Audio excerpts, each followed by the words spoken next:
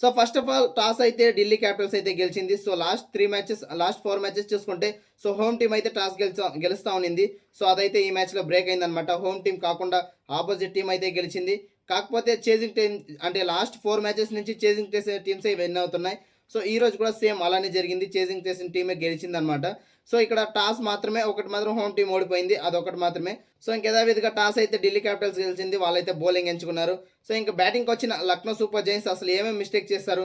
అసలు ఓడిపోవడానికి main reasons ఏంటి? అనేదంతా మాట్లాడుకుందాం. So first of all Lucknow ఓడిపోవడానికి కారణం ఏంటంటే వాళ్ళ బ్యాటింగ్ ఆర్డర్ మార్చేయడమే అనమాట. సో లాస్ట్ సీజన్ చూసుకుంటే పంత్ అయితే ఒక మ్యాచ్ అయితే ఓపెనింగ్ వచ్చాడు. సో ఈ రోజు జరిగిన మ్యాచ్‌లో రిషబ్ పంత్ అసలు ఎందుకు ఓపెనింగ్ వచ్చాడు? సో నార్మల్‌గా చూసుకుంటే వరల్డ్ కప్‌లో ఒక మంచి ఫామ్‌లో ఉన్న మార్క్రమ్ ఉన్నాడు. అలాగే మిచెల్ మార్ష్ ఎలాగో ఒక బైసన్ అంటారు. సో తనైతే ఎలాగో పవర్ హిట్టింగ్ అయితే చేస్తాడు. సో వీళ్ళిద్దరి మధ్య కాంబినేషన్ సెట్ అయినప్పుడు సో వాళ్ళని మధ్యలోకి ఎలికేసి మధ్యలో నువ్వు వచ్చి దాని తర్వాత ఓపెనింగ్ పార్ట్నర్‌షిప్ అనేది రాకుండా చేసేసి సో నార్మల్‌గా అవుట్ అయ్యాడు అనుకోండి. సో రన్ అవుట్ అయితే అయ్యాడు.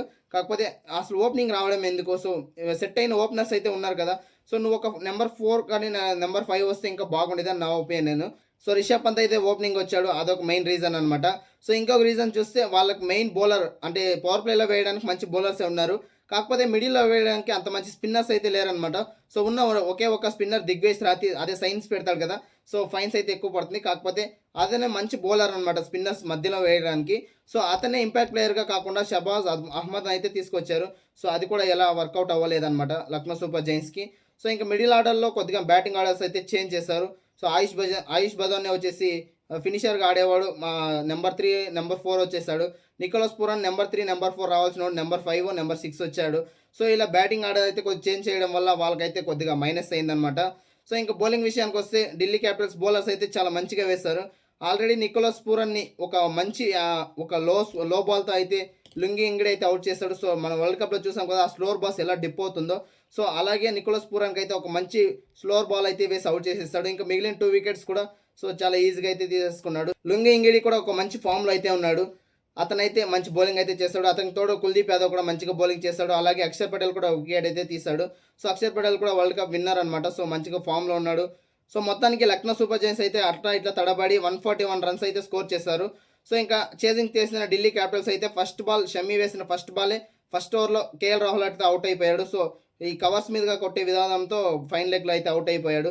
సో ఫస్ట్ బాలే వికెట్ పడిపోవడంతో కొద్దిగా స్ట్రగుల్ అయింది. ఆ తర్వాత వచ్చిన ప్లేయర్స్ కూడా నిశంక అవుట్ అయిపోయాడు.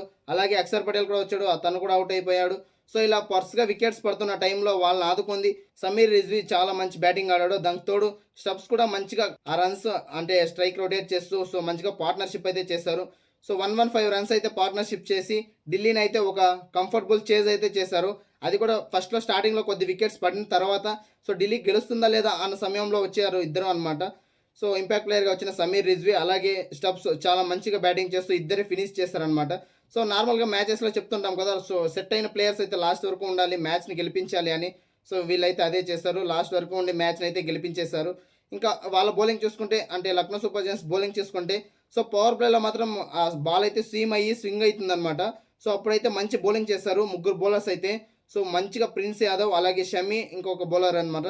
సో ముగ్గురు కూడా చాలా మంచిగా బౌలింగ్ అయితే చేశారు. ఇంకా ఇటు సైడ్ చూసుకుంటే స్పిన్నర్స్ అనమాట. అసలు ఒక స్పిన్నర్ కూడా లేదనమాట వీళ్ళ దగ్గర మంచి క్వాలిటీ స్పిన్నరు. ఉన్న ఒక్క దిగ్వేష్ రాఠీ కూడా అంటే షబాజ్ అహ్మద్ రీప్లేస్మెంట్ అయిపోయాడు కదా! అంటే ఇంపాక్ట్ ప్లేయర్‌గా వచ్చేసాడు. ఇంకా రావడానికి కూడా లేదనమాట. సో ఇలా ఈ మ్యాచ్ అయితే ఈజీగా చేజ్ అయితే చేసేస్తారు ఢిల్లీ క్యాపిటల్స్. కేవలం 18వ ఓవర్ వరకు వచ్చింది. కొద్దిగా ఇంకా ముందే చేసి ఉండాల్సింది. కాకపోతే వాళ్ళైతే కొద్దిగా స్టార్టింగ్‌లో స్ట్రగుల్ అయ్యారు కాబట్టి కొద్దిగా ఇన్నింగ్స్ బిల్డ్ చేస్తూ వీళ్ళిద్దరూ స్టబ్స్ అండ్ సమీర్ రిజ్వీ అయితే ఒక మంచి పార్ట్నర్షిప్ చేసి ఢిల్లీ క్యాపిటల్స్‌ని అయితే ఈజీగా గెలిపించేశారు.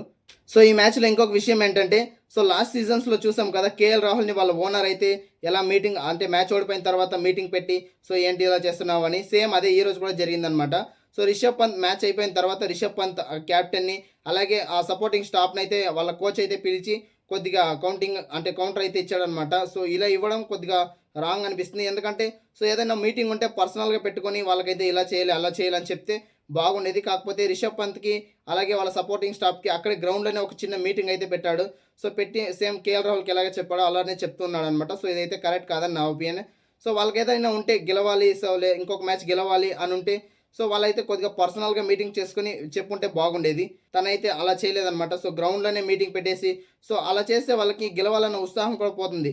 సో నెక్స్ట్ మ్యాచ్లో ఖచ్చితంగా బాగా చేద్దాం అనుకునే టయానికే వాళ్ళైతే ఇలా గ్రౌండ్లోనే కెమెరాస్ ముందే చేయడం అనేది వాళ్ళకి కొద్దిగా డిసడ్వాంటేజ్గా ఉంటుంది. అంటే డిసప్పాయింట్మెంట్గా ఉంటుంది. సో వాళ్ళు నెక్స్ట్ మ్యాచ్ కొద్దిగా కంబ్యాక్ ఇవ్వాలన్నా కొద్దిగా లోలో ఉంటారనమాట.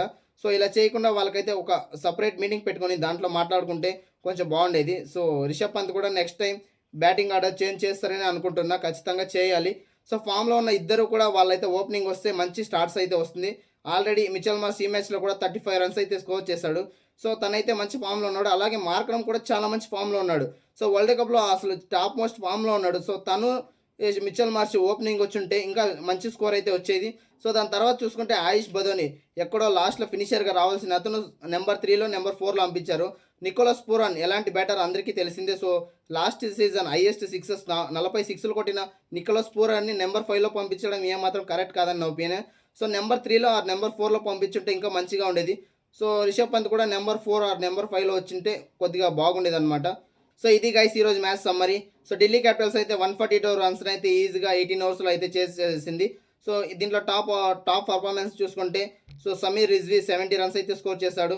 అతనికి తోడు స్టబ్స్ అయితే ఒక 35 రన్స్ అయితే స్కోర్ చేశాడు. చాలా మంచిగా వాళ్ళిద్దరు కూడా బ్యాటింగ్ పార్ట్నర్షిప్ చేస్తూ వాళ్ళైతే ఇద్దరు క్రేజ్లో ఉండి మ్యాచ్ని అయితే గెలిపించే వచ్చేసారు. సో ఇంక ఇది ఇలా ఉండగా రేపటి మ్యాచ్ అయితే Kolkata versus Sunrisers Hyderabad.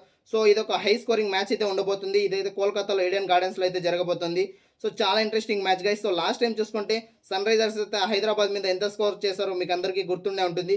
287 runs అయితే స్కోర్ చేశారు. హైయెస్ట్ రన్స్ అయితే ఈ కోల్కతా మీద సన్ రైజర్స్ అయితే స్కోర్ చేశారు. కాకపోతే అటు సైడ్ కోల్కతాలో కూడా మంచి బ్యాటర్స్ అయితే ఉన్నారు. చూసుకుంటే మనకి ఫిన్నల్ అని ఉన్నాడు, రహానే ఉన్నాడు. రెండు టీమ్స్లో కూడా నువ్వా నేనా బ్యాటింగ్ ఆర్డర్ అయితే నువ్వా నేనా అన్నట్టుంది. కానీ బౌలింగ్లో చూసుకుంటే నువ్వు వేస్టా నే వేస్టా అన్నట్టుగా ఉందన్నమాట. సో రెండు టీమ్స్లో బౌలింగ్ అయితే అంత చెత్తగా ఉంది. సో సన్ రైజర్స్ హైదరాబాద్లో ఫస్ట్ మ్యాచ్లో చూసాం. అలాగే ముంబై ఇండియన్స్ తరపున కేకేఆర్ ఎలాగ బౌలింగ్ చేసిందో కూడా మనం అయితే చూసాం. రెండు కూడా 200 పైన స్కోర్ చేసి వాళ్ళైతే బౌలింగ్ కొద్దిగా లోపం వల్ల వాళ్ళైతే మ్యాచ్ ఓడిపోయారు. సో ఈ మ్యాచ్లో అన్న ఎవరు బౌలింగ్ చేస్తారు అంటే రెండు టీమ్స్ బౌలింగ్ బాలేని టీమ్స్ అయితే ఆడుతున్నాయి. సో బౌలింగ్ ఎవరు బాగా చేస్తే వాళ్ళైతే మ్యాచ్ గెలిచే ఛాన్స్ అయితే ఉంటుంది.